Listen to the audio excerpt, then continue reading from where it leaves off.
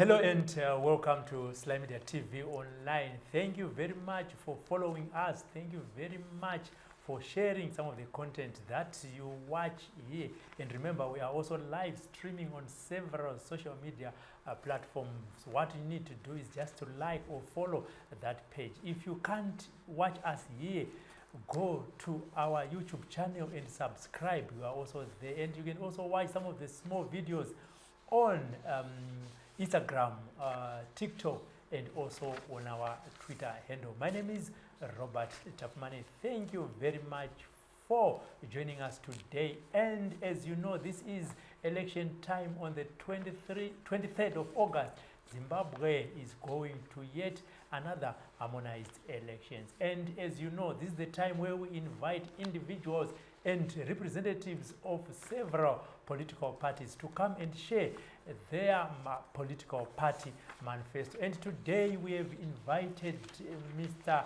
Henry Kambizi to share more about his party, Kambizi Party. Mr. Kambizi, thank you very much for coming. Oh, all right. Thank you, Tafumane, for inviting me. Yes, and just of interest, 2 or a week ago, you invited journalists where you shared your party's manifesto. Some of the things that you talked about are those of Wanwane over 65 years getting about 400 US a month, and the minimum wage should be $600. And also that everyone above 30, if I'm not mistaken, should get a farm which is about 30 hectares. So today, Mr. Kambizi, we want to know, are you going to participate in the elections come the 23rd of August? Are we going to see Henry Kambizi as the presidential candidate on the ballot paper? Yeah. First, let me correct. My name is not Henry Kambizi. It's Henry Kambizi Mutasa. Okay. Kambizi is the middle name. And my party's name is Kambizi Party. Okay. I used my middle name. Oh, okay. Starangu Henry Mutasa. Batorangu Rinonzi Kambizi Party. But ukatarisa zarangu shakanaka, it is Henry Kambizi Mutasa. Takashanisa zarangu ra Kambizi kuisa mpati. Okay. Batoracho. Okay. Batorangu Kambizi Party. Say ure tibanende ba. Mira sadena umbele. Say imakasarudza kuti rega ndishandise riri zita rangu Kambizi. Yeah. Chakaitika chiri kuti pa 2013 ndakatanga ku campaigna. Ndisati ndaregister bato rangu ku Zimbabwe Electoral Commission. So ndakatanga ndichishandisa zita ra People's Party. PP. Joyce Mujuru paka nyoresa bato lake pa Zimbabwe Electoral Commission early 2015. Akashandisa National People's Party. Okay. NPP. So ndakaona zita rangu ndana Joyce Mujuru atofanana. So pandakaenda kuregister bato rangu October 2016. Ndakashika pa Zimbabwe Electoral Commission nisina zita pafungwa zangu. So ndakafunga alright ndina ntore middle name yangu. Kumbere kwasho nakuna kuchinja. But I said ndaona mkana wa kuchinja. So izo zona shandisa Kambizi Party. Okay. But azivere kuti matomonopolize party yato yenyu. Hapana Aiwa party ndi one ways. Anditi. Izita chete. All right. Tichidaro vakambizi. Tunoona kuti bato rezvematongero enyika rinenge rina president, vice president, secretary general, mamwe ma executive members. Imimi kubato renyu makamira sei? All right. Before first, wakafunza the other thing about kukwizorira 23 August. Tinoda kuti tizoenda ipapo ndatirika timbonyatsoziva nezvebato iri raVakambizi. Vice President naye vanonzi vanhu. Zita rake current now. Okay. Pana pasi pake pana Prime Minister. Okay. Zita rake Justin Mutandwa. Okay. And then pana ma minister vari 10. Pana Mr. Govu. Maminister anenge ari maminister akasiyana siyana. Ndo structure yenyu even musati mapinda mugovernment munenge matoone kuti uyu ndino government is already ready. Government yangu ready. Okay. But maminister vari 10. Actually my minister vari 12 now. Okay. My deputy minister vari 10. Para maministry yakawanda. And pasi pawo and then pana speaker of parliament deny. Okay. Stand by. Miss Kaseke. Okay. And then pana national level tatopedza. Then you can have provincial executives. Province ya Harare. The normal executives are 34. Province ya Harare. Province ya Mashonaland East ina my executive wanashika about 16. Okay. Province ya Manicaland my executive wanashika 17. Province ya Bulawayo wari 4. Matebele North pana 1. Matebele South pana 4. Majingo pana 6. Mash Central pana 1. Midlands wari 4. Which other one? And then Manicaland. Manicaland wari about 16, I think, somewhere there. And then in my districts, pana my districts 39. Yana muno 1 or 2 or 3 my executives. All right. And then pana ma few wards yana 1, pana ma few branches yana 1, pana ma few cells yana 1. Then pana ma ordinary members wakawanda. Ayo, zvirikuona kuti bato renyu Kambizi party riri kuwanikwa kumativi mana ese enyika kubva kuma district kusvika uchi ku national level, provincial level, tichisvika ku national kwatiri kuendawo. Mubvunzo wangu tochidzokerai pekuti vaKambizi Henry saka toti Henry Mutasa. Henry Kambizi Mutasa. Henry Kambizi Mutasa. Zita renyu richange riri pa ballot paper musi wa 23 August. Iya. Mari ya kubadara nomination yatoonekwa 20,000 US. Not 20,000 bond. But 20,000 US. Pana munhu ato taura naye nini? Akataura iye anaendesa mari direct. Ku nomination court. Okay. So munhu wacho mtamuona on Wednesday. Achienda kubadara huko. Okay. And one wese pana wanu about 37 wanaenda kukwiza parliament. Wese wanaenda kukwiza parliament kana wanaenda kuma station yao. Mari inaona kuonekwa. The same sponsor. Vari 210. Ayo andina 210 but about 36 37. Oh, amusikuita zvenyu amuskusvika kwese ikoko. Ninoda kusvika but vanhu vanochika. Vanochika politics. Oh, okay. Vanhu vanochika kana pina politics pamwe what. So what about 36? So one wese wanada kukwiza mari iriko. Okay. Yeah. Anditi. Ayo, zvinotenda. Ngatichindai pa manifesto yenyu vaKambizi. Ndezvipi zvamuri kuvimbisa kumhuri yeZimbabwe so that if they vote for Kambizi party ikafoma government itsva kubva musi tongoti musi wa 1 September tichienda kumberi uko, ndezvipi zvamuri kuvimbisa ruzhinji rweZimbabwe takatarisa pamanifesto yenyu yamakaburitsa? Wanu chawanoda wanu ga watoniunza inini baba tunoda masalaries yakanaka. Okay. So inini kana ita mtungamiriro wa nyika 25 August 2023 chinhu chakutanga nasimuza masalary yes minimum salary inafana kuita $600. Okay. Iwewe kana wirirana na murungu wako upiwe $50 pamwedzi ndizvenu andipindiri huko. But wame wese minimum salary kana unachaira kumba kana garden boy unafana kuwa $600 kuenda mbele. And chinhu chachipiri chakataura na wanu vanoda mabasa. Yes. So nini kana ita president wala kutaura na private sector nawabasira na mari mazvikwereti nawapa zvikwereti through the bank noita guarantee company yao yavurwe ya expand kana company yako iri muHarare inafana kuenda kuBulawayo kuGweru kumutare expand company yako kana iri okay kana iri Bon Mashe kana iri Sly Media TV ma branches ma province yese 10. Yes. Uone uone ku employer wanu wakawanda wane mabasa.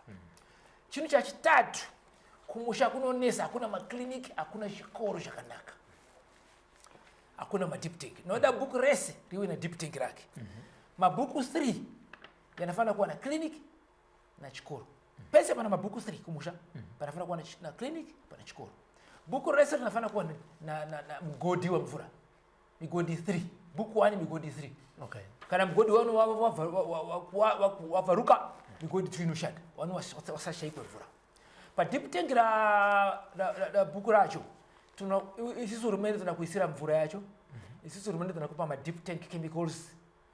And then panyaya ya GMB panyaya ya warimi zese zinorimwa na warimi pawana ukowa noda kana naita president wanabadura in US dollars or in rand because mari yedu asaja simba kana mari yedu simba tunabadura mari ya simba tunabadura mari yakakwana kana chibage $430 per ton and mari yacho inafana kubadura ipapo pauna chibage chako GMB uchipwa mari and imba yese kumusha na wakira ma GMB yao kumba Okay. Chikonzero chiri kuti kana wakowa chibage chacho unaisa ku GMB mwako kumba kwako. Ukaona GMB inonoka kukupa ma US dollars yako unogara na chibage chako kumba kushika GMB yauna mali yakakwana kubadala. Kana GMB yaona mali yakakwana kubadala unaendesa chibage chako unavisa chibage chako pa GMB yako uchiendesa pa GMB ya urumende. Uchiendesa kwa private buyer. Chimwe chinonesa vanhu kumusha migwagwa hakuna mabiriji. Kana president chino chakutanga tunograde migwagwa yese ilipo iite bo. Mabiriji yese tunayawaka pa new one because mabiriji akanaka akawanda yato wako yasina basa. Mvura yakanaya michana yatoenda. Tunoda kuisa mabiriji ma new one pasina migwagwa chaizo za chose tunoda kuisa migwagwa kumusha. And then kutao tunoda mapoto yese ende. Migwagwa yese ya kuma doroba yetu zaza mapoto. Kubulawayo kwa kusaraba portal ku Harare ku Gweru mutari kwese noda kuisa migwagwa minyuwani kana atina mali ya kuisa tarmac or asphalt tunaisa migwagwa wa dust road first gravel road but noona mali tunaisa asphalt na tarmac. Okay. And then panyaya ya school fees noda wanu wawasisi mahara primary school kushika form 4 kana form 5 form 6 tunafanya kubadala mbichana maybe kana $5 per term. Ukashika university inafanya kuisa mahara. Okay. Unabadala like let's say $5 again or $10 registration. Unafanya kuita mahara because tunaenda munhu wese azizi even mwana asina wabereki anafanya kuziza kushika ku university. And then pana nyaya ya vendors. Vendors wanafanya kushanda kana mtu anatengeza vegetable yake ku pavement si ya wagari ku pavement. Aizi moshe yao hakuna mabasi. Isusu urumende Kambizi party tunakwenda kugazeza mabasi. Mabasi yanaonekwa. Wanaona buda mvenda one by one. Unaona pasina mungu. So hizo mwasie mvenda mswanese. Aisi mosha yako. Mosha ndiye ni sisi wa Zimbabwe tutaanza kuwagazeza mabasa. Kwese private sector, urumende and so on. Anditi ndikuona zvakare muri kuti mimi kumamisha musha wega unofana kunge uine mombe mbiri dzemukaka. Ndicho hicho. Musha wega. Imba yese kumusha. Tunakupa mombe tu, mombe za chiboi tu za nyama. Mombe za chiboi tu za mukaka. Mombe za chiboi tu za kurima. And then tunakupa tractor. Ikana tractor pa and then kana unataka kushandisa mombe kurima. Kana unataka kurima pakaomba pakakura unashandisa tractor yako. Anditi. Ayo, muri kuzvinzwira muri Zimbabwe kuti kana muchinge mavhotera Kambizi party ndizvo zvavari kuvimbisa kuti ayo kumamishawo migwagwa nemabridge vachagadzira uye zvakare hanzi tinokupai mombe dzemukaka nemombe dzenyama ndokunge mamavhotera kana vave hurumende itsva munguva ndiri kuziva kuti hapusati mapedza Kambizi pane pandoda kuti ndibvunze mari yekutenga mombe idzi muchipa mhuri yega inenge ichibva kupi? Mari iripo hurumende yakawanda. Pa 2011 tingari tichiona $4 billion pa tax. Okay. Panguwa tenda angari yari minister of finance angari yari bit tenda bit. Tingari tichiona $4 billion. Okay. And inini pandakatarisa 2011 ndaka investigate zvangu ndakaona kana Zimbabwe yagara boy yagara zirisa zvakanaka yaunganisa tax zvakanaka tunaona kuona even $40 billion pangore US dollars. Andirewi kuti kuwezera matax no. Kuunza wamwe wapinde kubadala tax. Panaona kwa wana wabadala tax. Watoniuza wega. Korodi president isi atibadala tax. Tunashamisika hurumende hayo kumira tax. Nisi tunoda kubadala tax. Okay. Migwako yebagazirizwe. Takauza ina wanu. Shikampena. So zeki Zimbabwe chainoita inoenda kwa wanu washoma masimu servants chichi business maombe so ichida kwa kamura mataxi yakawanda aiwa. Anditi. Tax inafana kuzikiswa. Ishika 5%, 4%, 3%, 2% but wakawanda wabadari. Munhu wese abadari bichana inokwana. Bato renyini vakambizi handizivi kuti mungandigadzirise ibato rinozongoonekwa here dzanguva dzema-elections kana chitarisa apa kuti makangoburikira pa 2017 vama matizi ene takuona 2023 vabva mabuda futi pamwe pesa apa munenge muri kupi makatizi enda kuita zi ukaenda pa Facebook account yangu nyora Henry Mtasa enda pa Twitter account yangu Henry Mtasa enda kwa YouTube enda paInstagram wakabvisa mavidhiyo yangu handizivi ndiani apo pamwe vanhu unotsvika kudyiwa paelection but ukaenda paGoogle, YouTube, Facebook, Twitter unaona mavidhiyo yangu ndichikanda video ndichikanda mameseji handina kumira ini iviri panguva yaCovid ndichikanda 2019 December ndakaita press conference yangu yekutanga nichitaura nyaya yekukwiza election 2023 2019 December 2021 ndakazokera futi April ndakaita press conference paMedia House nichikampena for president tichitarisa hurumende yava Mugabe nehurumende iriko iye zvinezvi iri kutungamirirwa navaEmmerson Mnangagwa mungati ndezvipi zvakagonekwa pahurumende dziri mbiri idzi vangutoziva kuti munenge muchikwikwidzana asi pane here zviviri zvakagonekwa navaMugabe koita zviviri zvakagonekwa navaMnangagwa tozoendawo zvedu kune zvavari kutadza Mugabe akagona kuunza independence Mugabe akagona kuunza education bichana akaunza education primary especially primary bichana secondary apo kusvika form 4 akagona even University of Zimbabwe akaibata zvakanaka Mugabe akagona kubatsira South Africa yone independence achishandisa Zimbabwe president yeZimbabwe akagona kubatsira Namibia yone independence akagona kuunganidza SADC akagona kusimudza wakadzi projects yawakadzi and so on ngatiendai kune hurumende yavaMnangagwa ndezvipiwo zvavari kugona Mnangagwa anogona stereki panyaya yekuwaka izvi akaexpanda airport Beit Bridge road dualization Victoria Falls airport izvo vanogadzirisa zviti Kariba magesi Wange anagadzirisa paconstruction anapagona tiri papo pane hurumende yavaMnangagwa ndezvipi zvavari kutadza zvamuri kuona imuona kuti murume akundikana nehurumende yake Mnangagwa anotadza one thing azivi kubata opposition zvakanaka anotyika opposition astereki anoda one party state ukaona inini for example inini ndagara ndichikumbira kuita rally kufira March last year ndagara ndichiconfuswa naHarare City Council wachindiconfusa but watoona that mtungamiriri wanyika wacho haana interest na opposition because kana vangari vachiziva mtungamiriri wanyika haadi opposition strong because kana wakansila of Harare kana vari vachiziva that mtungamiriri wanyika Mnangagwa anoda munhu wese apiwe mukana wakutaura akampena I wouldn't go face my problem ndakaface naHarare City Council asi ndaita rally kana one kuZBC TV ndakapiwa mukana wakutaura manje apa last week but ninga nichifanira kutaura zvakawanda since 2018 pangari pachidiwa like mwedzi wega every 6 months mwedzi wega maopposition vachitaura because opposition haisi paelection chete so Mnangagwa dambudziko rake agoni kubata opposition anafanira kutipa mukana wakutaura muZBC muradio nguva dzese noti kumirira maelection tunafanira kuita marallies nguva dzese noti nguva dzamaelection tunafanira kupiwa mukana wakuisa maposta edu nguva dzese noti nguva dzamaelection and then mitemo yake like Electoral Act haisina kumira mushe mitemo yake like Patriotic Act haisi kumira mushe yese inotovharira independence yedu inoenda takaiona 1918 inoenda mitemo like Constitution Amendment number 1 na 2 yese haisi right they actually unconstitutional mitemo yese inafana kubviswa yese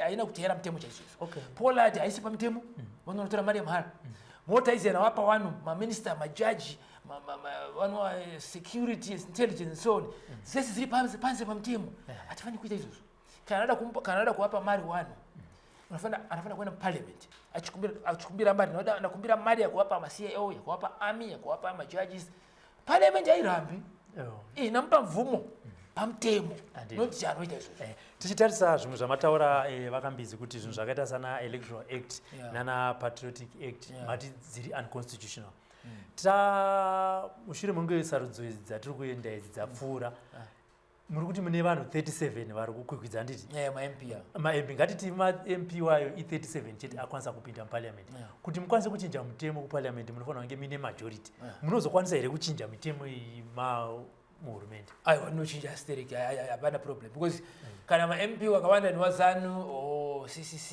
o pana zanu na CCC na Kambizi party inini basa rangu as president ndikuenda kuparliament nichitaura nawo zvakanaka muri ma-MP wazanu muri ma-MP wa CCC muri ma-MP wa Kambizi party but muri maZimbabwean mtemo huu unoda kuisa hapa unogona kusimudza nyika yedu tese maZimbabwean ndakataura nayo zvakanaka hawandai vanovhota wese 100%. So isinyaya yekutaura and then before pana nyaya ndakasembichana kwavanova kumareserve awo kana washayikwa chikafu hurumende yaKambizi party inogona kuwapa chikafu chamahara sezi naito naZANU-PF iso nachigona ini chikafu kana mabekoni kana masoseji kana mazaizi ese kana ufu kana flour yakubika chingwa nawapa zese and then nyaya yambeu fertilizer lime kana munhu anoda kubatsira hurumende kana ita president inowapa so wafani kuchika kusiya ZANU-PF uya kwaKambizi party hapana chamunoshayika amushayiki mafertilizer amushayiki mbeu anditi muchinge mahwina vaKambizi ngoright musati mahwina ezvinezvi ma-presidential candidates atobuda pachena kuti tichange tichikwikwidza ndiva Nelson Chamisa ve-Triple C, President Emerson Mnangagwa ve-ZANU-PF, vaBhosha Joseph ve-Free Zimbabwe Congress, ndifunga nevamwe vachazenge vachita se vachiuya na Elizabeth Valelio na Robert Chapman. Wamungati imimi uyu ari kushayisa hope anogona kuenda kana pa number 2 penyu ndiani kuti imimi muri kutohwina anditi wamungafungidza kuti angaite pa number 2 kana 3 ndiani muchitarisa vamwe vamuri kukwikidza nava number 2 pamwe Robert Chapman usifungwa zake ziri right zifanana na zangu mshana anoda development number 3 President Mnangagwa number 4 President Nelson Chamisa vamwe vozongoendawo handi pana Robert Chapman wamati ndiye anogona kunge ari number 2 tazama muchiti pfungwa dzenyu dzinenge dzakafanana papi padevelopment nezuro ngana chitera Robert Chapman speech yake achitaura ataura last week I think Robert Chapman ana hasha chaizo anoda nyika ichinja ana afariri maportal afariri location ya kuchinoi ukwaka pakakura asina kuchinja agara ari same since 1980 afariri imba zisina mvura mumba zisina magetsi afariri maportal ndakwana achifamba pa video so hukura so pa road kuchinoi achichatura chechezo tatofanana naye inini nyika inonishatira chechezo ine pese panofamba noshoteswa ukuma avenues ndakafamba nasi makuseni kwatopera avenues kwatoisa location hurumende yaZANU-PF na CCC na MDC watotaza kuchengeta guta Harare natoita like kwese kuri Highfield kwese kumabhorode paninogara na maavenues kwatoita Highfield so inini na Chapman tatofanana apa tatoshatirwa na situation but ukatarisa Mnangagwa Chamisa wanashekaseka zao ziri right ziri serious so kana maZimbabwe wanda munhu anaona kuchinja nyika hii kuwapa masalaries yakanaka mvura ibude mtepu magetsi yao yauye full time itaendere mtasa president or Robert Chapman mukaenda kwa wamwe Mnangagwa na Chamisa panapa munoenda nao anditi zvingaiti tinonzwa vamwe vachiti hurumende yeZANU-PF yakati simbei kana kuti bato reZANU-PF rakati simbei kana muchienda kusarudzo imimi makasununga here kuti mubatane nevamwe ma-opposition political parties kuti mukwanise kubvisa bato reZANU-PF kutungamiri ini ndakataura na Chamisa ndakamutumira message May 2021 ndakamutumira message 2 one ndakamubvunza chinja zita rako siyana na MDC Alliance angana achirwisana na Muzora Court I said iwe unowesta nguwa uri mwana mdiki una nguwa yakaremba kuita president inyaya yekuti unowesta nguwa chinja zita enda pa CCC pangaro vachitaura chete CCC but hawana kuita then I said iwe since January 2021 mataura nyaya za CCC chinja enda pa MDC I said MDC CCC or CCC May 2021 number 1 ndobva ateerera izvozvo akateera but akatora nguva akatanga akachinja zita January last year 2022 9 months handiti asi munhu akateerera but it's too slow you have to be fast politics have to be fast yes number 2 ndakamuudza ini ndiri ready kushanda newe yes kana wada tiite meeting tugare pasi tione tunoita sei kana iwe unoita president unoita vice kana mimi naita vice kana nini naita president unoita vice or iwewe president ni vice or iwewe president ni minister whatever we discuss yes akanikumbira akataura LOL I don't know what it means LOL takavuza sister yangu akaniuza sister yangu LOL inaelewa chi she says is it laughable something what laugh out loud laugh out loud and I said ona Chamisa as serious you see as serious yes as serious Chamisa nditi and then ngachiri mukomana wechi no mukomana wadi hatokura munhu 45 years uri kuruka but seriousness ndo pasi na seriousness kutungamira nyika hii anoda kuita main opposition party but kuwina you can't win kana una coalition I don't think he's going to win handiti kuva Robert Chapman wamati mfunga dzenyu dzakada kunondifanani Robert Chapman kana asati mu approach ari atanga manje but Robert Chapman kana ni approach ndiri ready to tauri tuone tiite sei kana ite president ite vice kana ite president ite vice kana ite president minister whatever we can talk I'm ready kana ready to approach no problem handiti I think Robert Chapman is ready okay kuva Monzora vakauya vakati yatibatana Monzora andivumi because Monzora atorambo na wanu okay and chikonzero chake nafunga aendi on the ground Monzora nafana kumba advice one pana okay mpe asiyane na nyaya za kwenda court kumiramira makesi aende on the ground asiyane na nyaya za lawyer agare 1 week ari kuishinoi 1 week ko gutu 1 week kulupani achigara na 1 week chigana usadza aziyo mafungiro yawo because ukaona cha anataura Monzora anataura zomwe zisina kuwirana ziri on the ground okay that's why otherwise ari right Monzora ndakashanda naye pakupa ari very intelligent okay anogona kutonga nyika but atogara ngoya kare bari mu office kumakoti huko achimamanya kumakoti mamota ya mahombe ari ku Australia ari kupi wanotambuzika pasi aende pasi againa na vanhu then anozokera pakati ndio advice yangu but inini now I can't join because haziwi tiri pasi ka okay you see nyaya za ndakataura ni ndakataura nyaya za GMB wanokupa ma US dollars ndakataura wanokumbusha nafana kupa ma US dollars yes paonaisa mari zako paonaisa chibage chako is because ndiri kumbusha ndizvo nakana kushona nuza tunoda ma US dollars but naisa chibage chedu isi wanokumbusha tunoda migwagwa bridge ona president bridge atodirikana na sia na cycle ndai so Monzora aende pasi again na one then 2028 azoki 2028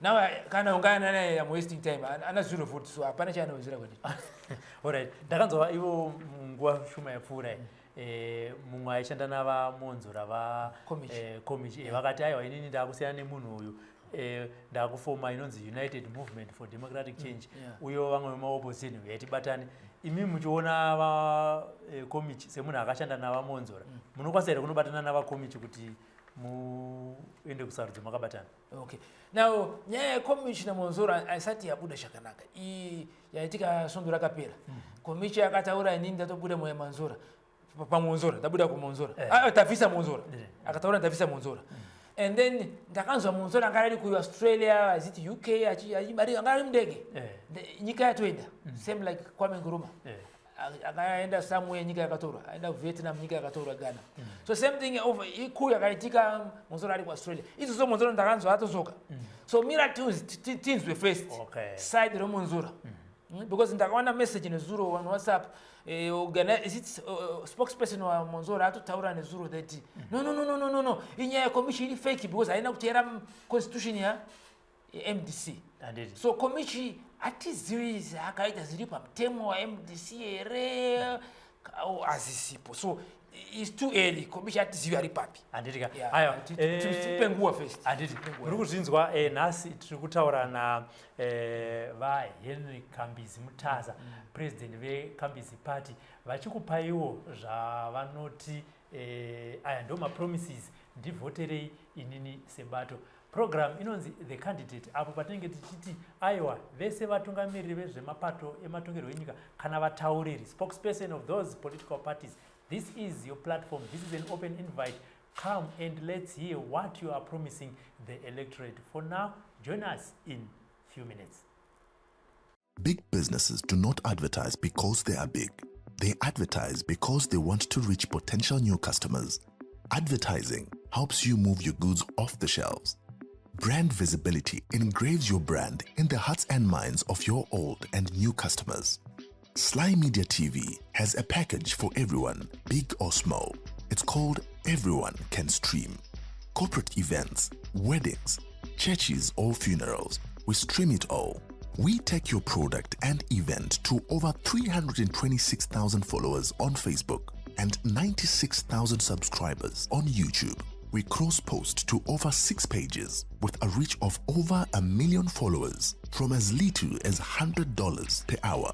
We give you the desired global reach. Call today for a free quotation.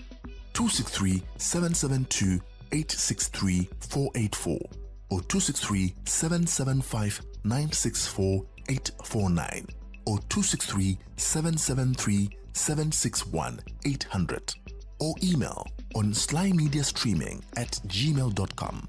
Sly Media TV, building bridges. This is the program, The Candidate, where we invite political party leaders and or their spokesperson to come and share their political manifestos. As you know, on the 23rd of August, Zimbabwe is going for harmonized elections. And in the studio, we have Henry Kambizi Mutasa, president of Kambizi Party. Vakambizi, tidzokera pa manifesto yenyu. Ndiri kuona imi pamuri kuti the judiciary service should be affordable to poor people who can be charged in local currency. Yeah. Saka imi muri kuti hurumende yenyu ichapa vanhu ma$. Maakuti zve kana wakunobhadhira kumatare edzimhosva ukune unofanira kubhadhira nelocal currency. Patsanangure ipapo kuti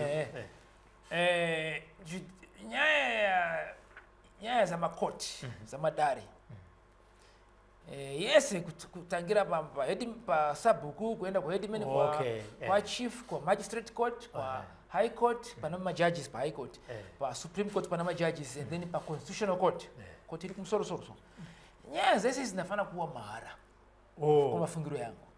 But anyway, because isupa Zimbabwe tatojaira kutorera mari wanu kwese all right, so toatorere mbichana chiti mara tiji kana 10 pondi kana 100 pondi because tatojaira kutorera vanhu mari mahara tiji because inafana kuti but nini mafungiro inafana kuita mahara because nyaya kuenda ku magistrate ku court in nyaya rights za munhu hurumende inafana kubhadhara. Kana birwa ini mombe zangu nafana kuenda kumatara nichibatsirwa na hurumende mahara. But anyway, because noda kubhadharisa vanhu maningi all right, 100 pound, 10 pound, 1000 pound, you know, like mari yakukura kopi. And it even magweta kana munhu ana kesi yombi inoda gweta hurumende inafana kumpa munhu wacho mari yakutenga yakumpa gweta o kumpa gweta racho amirire. And kuti tiri panapo panyaya yamagweta iyi munhu kana abatwa na mosha aendeswa abatwa na mapolisa afane kuiswa remand ku mazuva yanofura 1 month.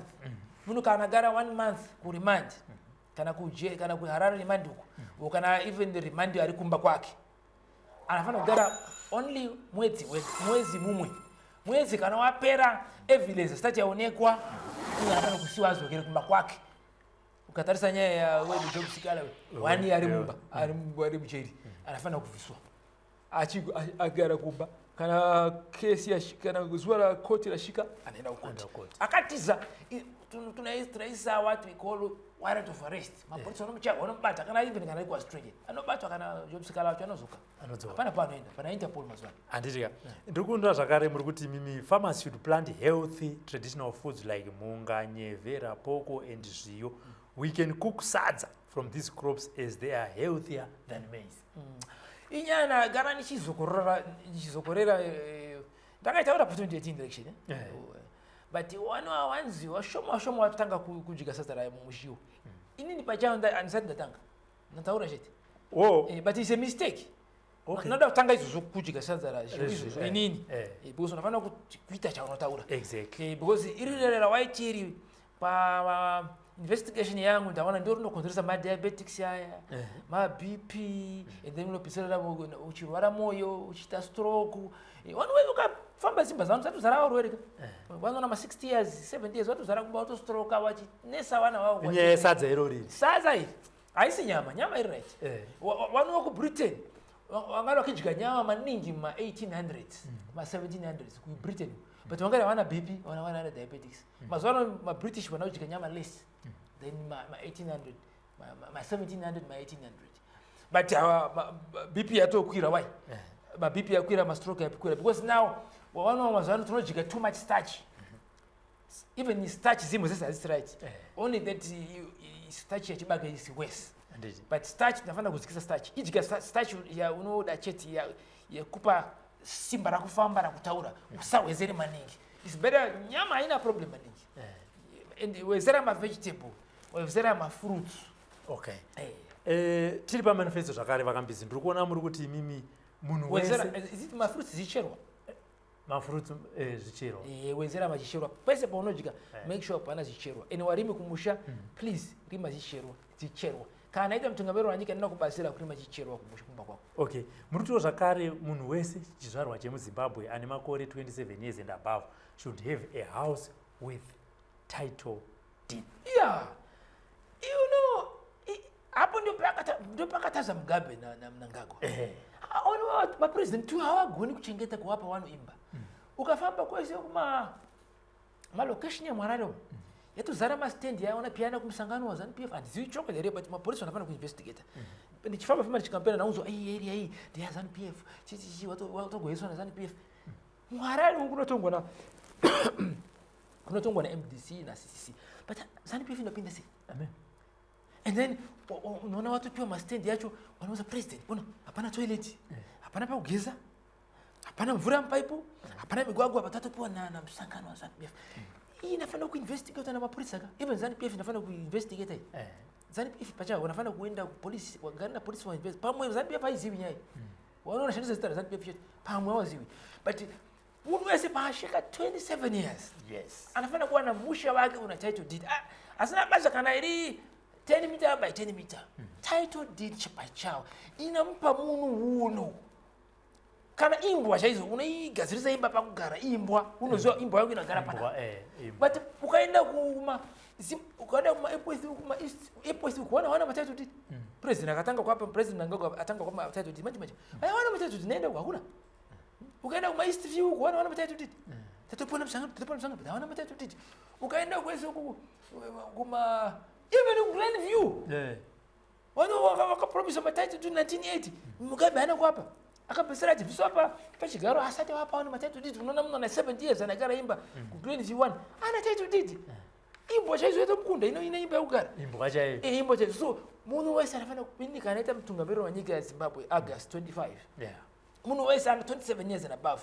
Na uchagira pa ugara na kuakira imba yako mahara. And then wewe unachaga basa unataka ku badala bichana hurumenti. Okay. But what about title deed yako unayo? But pananyora title deed ndi yako but pana chikoreti yako. Uchibadala bichana pa unopeza tunataura all right title deed ndi yako chikoreti tupeza. Not what they call my cessation whatever pana people wanna pure so even the city of Harare they call them I don't know what it's whatever inastanga na C I don't know what ceasefire I don't know what it is but one wanafanya kwa pa kugara and then panya wa prazi mwana wanafanya mwana akashika makore 30 kana rora asina kurora afana kwa na prazi no 30 hectares aone pakurima pakuisa chibage pakuisa chichi kana hadi of course atimanikisi panyaya maprice asi munhu wese anoda price but munhu wese anoda price kana rimkazi kana iri murume afana kupuwa even kana asati arora so that aone pakurima aise kana michero yake aise vegetable garden vegetable yake aise chibage chake aone kurarama munhu wese anafana kupota idoditi and munhu wese anoprazi rinofura 30 hectares kana aita mtungamiro wa nyika ninamutorera title deed kana akatenga kwa rungu ari minister or president or former president vana Mugabe vana Mnangagwa notora price racho then nawazosera mari yao mbichana okay because atidi situation whereby nyika yese or half of the Zimbabwe to tengwa na Mugabe then the other half yatengwa na Mnangagwa isi sinogara kupi wote nagara kupi Tinopezera tizoka ku Tanzania kumbira Tanzania itipe futika yakurowa chimulenga chimwe kufisa Mnangagwa na Mugabe atini situation hiyo inda yakwenda ku Tanzania because of ngwe hondo pana wanu wakaenda uko wana baba wangu wachilonga nunga hondo kufisa mabunuru wapiwa maitaito ndi waone pakugara so atidi kuzukurura history again wana wedu wazukire ku Tanzania again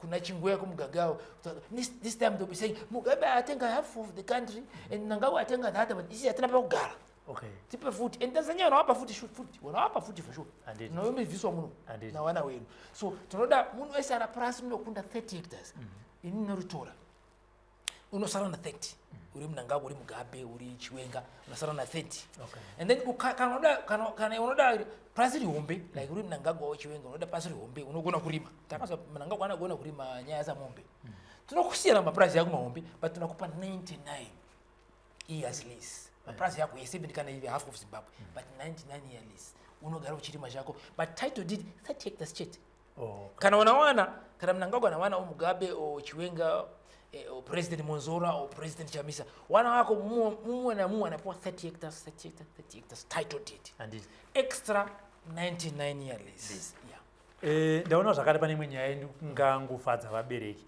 ndiri kuona pamuri kuti schools should have laptops for each people from ECD ndichocho wadikanwa isusu takazora ma 1960s pangari apa sina kana computer chaizo ndakakona chiona vabereki vachishandisa ma typewriter kumba pangari pana typewriter kumba ya mai angari lecturer wa ma teachers college so, but now computer yatopinda izo zatopinda mafoni yari very strong yatopinda ma laptop wanozarwa izvo even kana ari kumutoko kumuzarabani kurushinga pa ECD chaizo anafana kupa ka laptop ka ECD kanoenderana na ECD achi baya so achina ma picture achibuda pa music achibuda pa anashika grade 4 anapewa ka laptop kari kahombe mshana ka grade 4 kanaenderana naye ashika pa grade 5 anapewa ka laptop kanaenderana naye anashika form 1 anapewa really sophisticated na atofishika form 1 ashika form 5 anapewa laptop kunaenderana naye ashika ku university anapewa hombe so unofanana na mamwe ku Canada andizi so shikoro zese kana inaita mtungamiro wa nyika ninompa mwana wese ya mahara laptop kana taona akazoka naye kumbe inobiwa so inogara kuchikoro ichengetwa na ma security guard kuchikoro na polisi kuchikoro pana wewe kuchikoro anapo laptop yako hiyo achishandisa paenda kumbe anesiya ma polisi wanagara wachichengeta kuchikoro zvese zvamutora vakambizi zvisinge zvema laptop zvinoda magetsi isi tiri kuona zvine magetsi ne load shedding pamunenge mapinda muhurumende munozokwanisa here kuti zvikoro zvese izvi zvikwanise kuve zvine magetsi magesi zuwa rizo zuwa ratobuda zuwa baba ukabuda panzi zuwa unorwana zuwa izo unozokira mumba zuwa ratosara ndio solar yedu mwari yatipara mara tulesa ma solar panel kwese even bathroom even toilet kumusha kwedu zuwa kaenda kumusha kwedu zuwa unorambira uko auzoki ndekupi kwedu pa WhatsApp pakafa baba unorambira uko ukaenda kumusha pakafa baba kwa mtaza uko wes wanogara ma solar kwese patochera cha usiku pa unashika usiku malaisi yanaburuka yana simuzo kwese malaisi unafunga uri pa church cha hizo church la Vatican ku Rome wanaona ma television wanasimuza ma television ma radio wanasimuza sese ukishandisa masola so jikoro sese zinafanya kwa na masola panel yakawanda wachiona magesi kusimuza ma laptop kusimuza ma lights kusimuza ma radio tichitasa vakambizi tichida kunopedza program yedu vanhu vakawanda musakumuza pesa pane zvimwe zvasara ziripo zviripo for example chikoro ndakataura chikoro mwana wese wachikoro anafana kuwa chikafu makuseni paanosvika kuchikoro breakfast masoseji machingwa mazai pachikoro chamahara makuseni even maticha na mashandi wese wachikoro lunch time unafana kuwa chikafu chaizo not masadza enu maraisi mapotatoes kwete masadza siyana yana mabibi kana sadza rachiyo omunga same muchipatara panafana kuwa warwere vanafana kupiwa chikafu chakanaka makuseni masikati manheru even manesi madoctors vanafana kupiwa chikafu chamahara kuchipatara handiti and then mira ndipedze zese chop muchizanofunga pane mvunzo ndoda kubvunza kuti tichitarisa statistics dzinoti madzimai ndo vakawanda 52% zvizvarwa zvemuzimbabwe uye saka kura kuti ndo vakawanda vanogona kunge vachikuvhoterai zvamungavavimbise vahenry Kambizi Mutasa imimisa presidential candidate kuti madzimai ndivhoterei kana mandivhotera ndinokugadzirisai 2 kana 3 ndezvipi madzimai mukandivhotera number 1 kana unoda prize unopiwa 30 hectares uno title deed and then unobhadhara mbichana nechikureti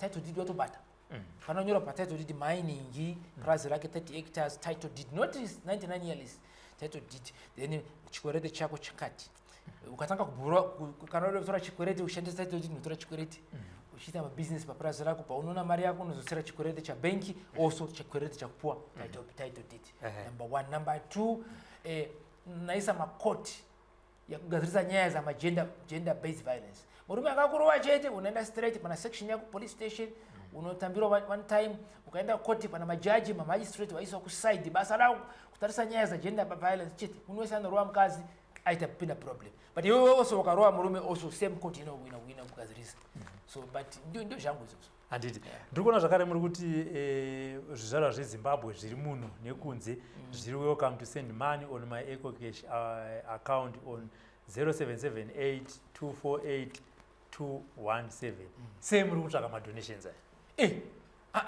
presidential candidate MP councillor ni public office okay atifani kushandisa mari zedu isusu campaign aiwa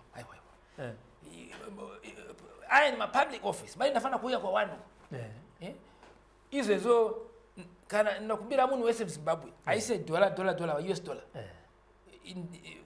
tora US dollar chinja yoisa maRTGs tumire panamba iyi 0778248217 yone mari yekukampena ndifambe nyika yese ndiyo mari yacho ndoshandisa kuwatengera machicken kumarali madrinks neyona kuti mari yacho andifani kushandisa mari yangu even inini pandingandiri member wa MDC ndakaita member wa MDC from 1999 kusvika 2008 ndinganichibhadhara $1 mwedzi wega for 8 years ndio ndinganichibatsira changira aone basa aite basa basa rakaita zvakanaka izvezvo tunabumbirira mutemo richa saka sei makazobva kuMDC makufoma Kambizi party ndakaona changira angari agoni basa rakufisa mugabe even vaona Chamisa aona munhu ravagoni even kusvika izvezvo we can see Chamisa agoni asi mimi support yanayo yavanhu vakawanda but agoni ukataura ukatera chaanotaura hapana chaanotaura chinomusuruka okay agoni but anyway anotry zvake ari better than most of other people watogara mubamo wakichika kufa at least Chamira atobuda papanzi ari murumega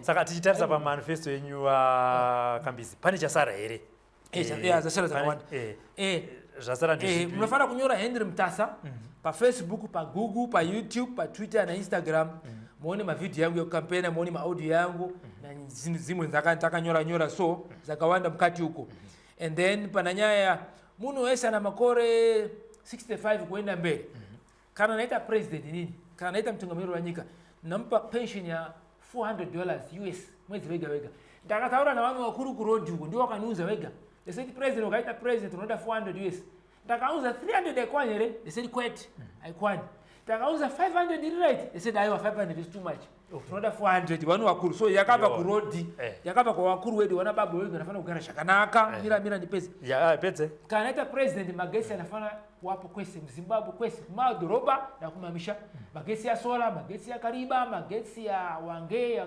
coal magesi ya mepo wind energy and but not nuclear energy is dangerous and then mvura inafana kuwapo kwese mvura yakachena mvura yakwarari yakashiba ndakaitarisa ni one day pa grass so itozara makonye so tinoda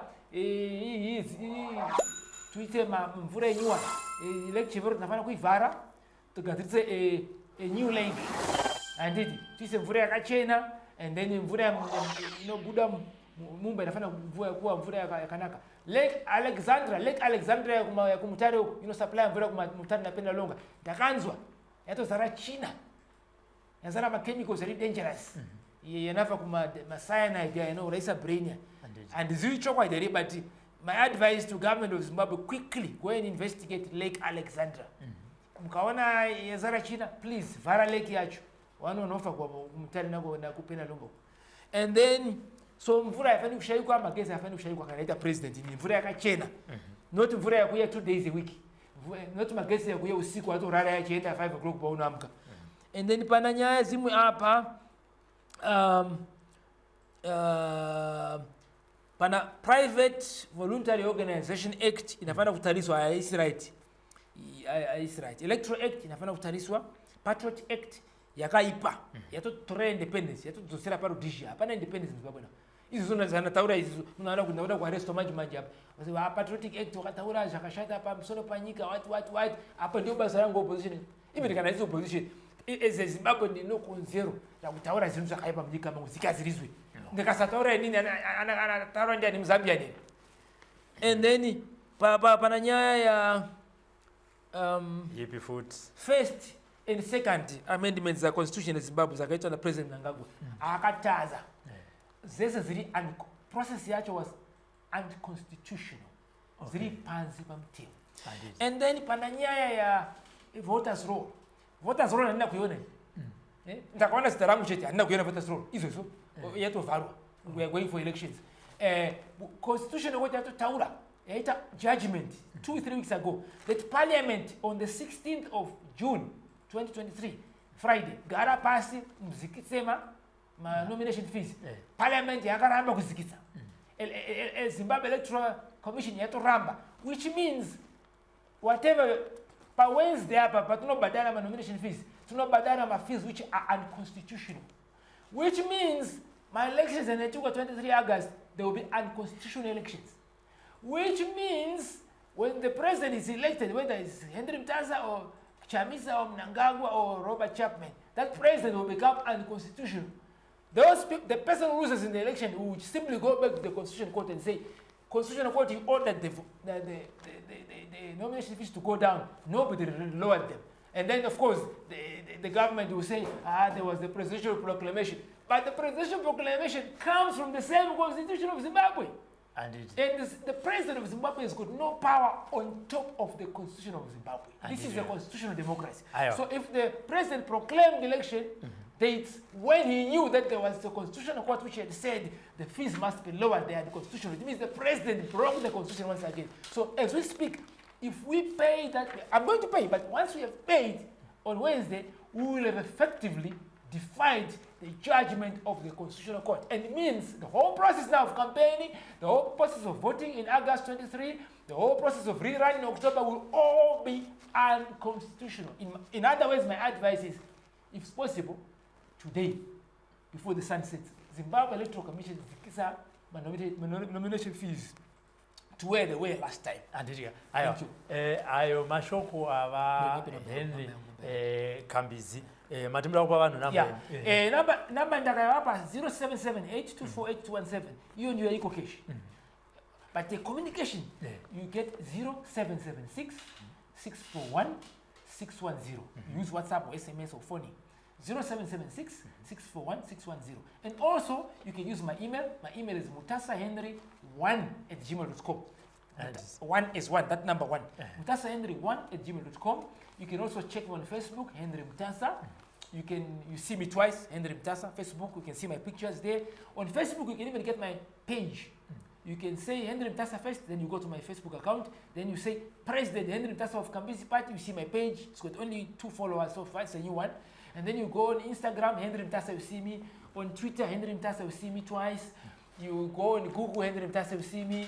On Google Kambizi Party, you also see me. On Instagram, Henry Mutasa, you see me. So you see I'm everywhere. Yes. And for those of you who want to join my party, you can communicate via all those channels. I'm looking for chairmen of all the districts in Zimbabwe, also for the 2028 election. I'm also looking for those who want to be ward councillor to campaign even for the by-elections, after the elections, even 2028 elections. We are looking forward as well. I'm looking for those people who want to be MPs even for the 2028 elections, even for the by-elections which will come out from January. I'm also looking for MPs and councillors who want to compete, even if you're too late for this one. Who knows? The Constitution Court might rule the elections null and void in October, after the president is announced, because of the nomination fees. So we might have a new election maybe in November or December for Zimbabwe. Then some of you who are not in my list now can come in and campaign for president and parliament and council and one. Even president, if you want, you can campaign there. I can go. I can become your vice president if you are capable. Mazvinzwira ndava Henry Kambizi vanga vaitaura nezvemanifesto yavo nezvimwewo zvakare zvavari kuda kubato ravo. Nhamba dzeEcocash vakupai, nhamba dzamunokwanisa kukomeketa navo vafonera kana kutaura navo paWhatsApp dziripo. Zvanzi huyai tigadzirise hurumende. Mashoko avo mawanzwa. Isu veSly Media tavapa mukana. Pane chasara futi? Yeah, one check. Ndichipi futi? Yeah, paEcocash apo 0778 248217. 0778 248217. Tuma mari in RTGs, what? Just tuma mari a campaign. Oh, panokuda style kuti? I mean, Henry Mtasa. Just tuma kaona kutuma. Even mukatuma 4 million, mukatuma like each one maybe 10,000 RTGs, which is $1. No feka even embe zangu zinochinja, nafeka better clothes. Yes. President anataka kudya ma fruits, ma vegetable, anaita utano wakanaka. Another president that is strong. Yes. Because pana 2023, pana 2028, pana 2033, unoda ma president. Anditi. All right, gara shakanaka. Bye bye. Mazvinzwira kubva kuna president. Hanzi president afana kupfeka zvakanaka, afana kudya zvinhu zviri health kuti pavanenge vachifamba kumatunhu uku vave munhu ari strong. Zita ndinonzi Robert Afmane. Ngatisangane pa next program, The Candidate. For now, bye bye. Thank you.